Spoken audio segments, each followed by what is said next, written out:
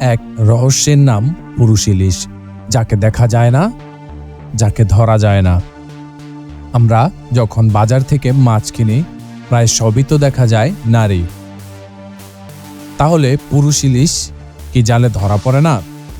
জানা আছে কি এই ইলিশ কেবল মেঘনা আর পদ্মাতেই বিচরণ করে না। সাগর থেকে তারা যায় মিয়ানমারের ইরাবতী নদী ও পশ্চিমবঙ্গের ভাগীরথী নদী, হুগলি নদী ইত্যাদিতে। তাছাড়া ইলিশের উপস্থিতি রয়েছে আরও সুদূরে।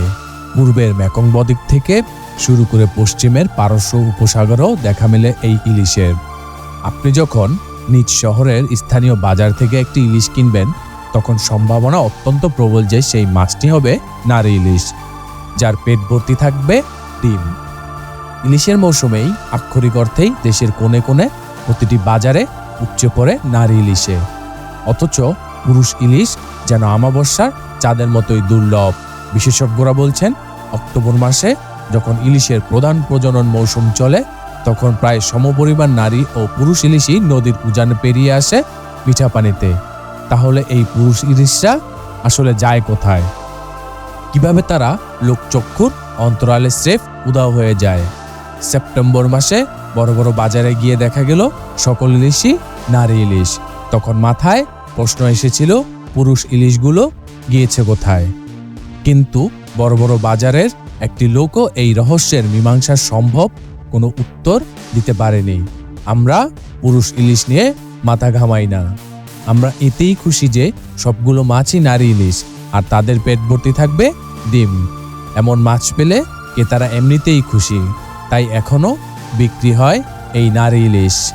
ইলিশ বিশেষজ্ঞ ডক্টর আব্দুল ওহাব বলেন, ইকোফিশ প্রকল্প থেকে পরিচালিত একটি গবেষণায় দেখা গেছে প্রজনন মৌসুমে একটি ইলিশের জাকে নারী পুরুষ ইলিশ প্রায় সমান সমান থাকে।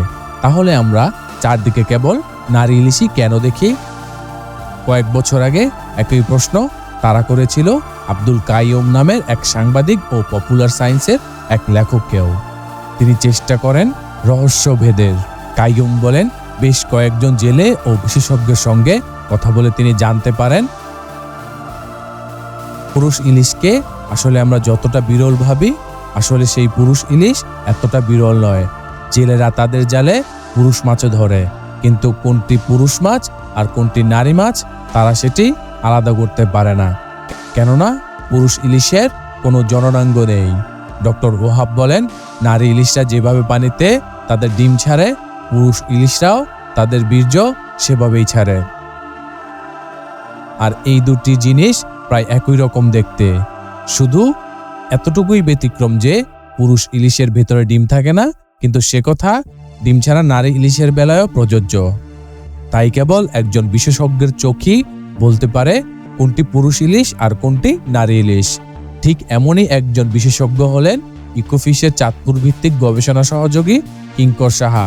চাঁদপুরের মৎস্য গবেষণা ইনস্টিটিউটের ডক্টর আনিসুর রহমানও বলেন, নারী ইলিশের মাঝে যে দীপ্তি দেখা যায় পুরুষ ইলিশের ভেতরে তা অনুপস্থিত।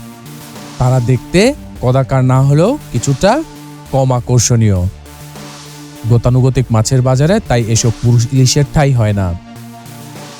জেলেরা সেগুলোকে সাধারণত আলাদা করে ফেলেন এবং পাঠিয়ে দেন লবণ মাখিয়ে শুকানোর জন্য। স্থানীয় কৌশলে সংরক্ষিত এসব ইলিশকে আমরা বলে থাকি নোনা ইলিশ। পুরুষ ইলিশ সাধারণত আমরা খেয়ে থাকি নোনা ইলিশ হিসেবে। দেশ বাংলা নিউজ, ঢাকা।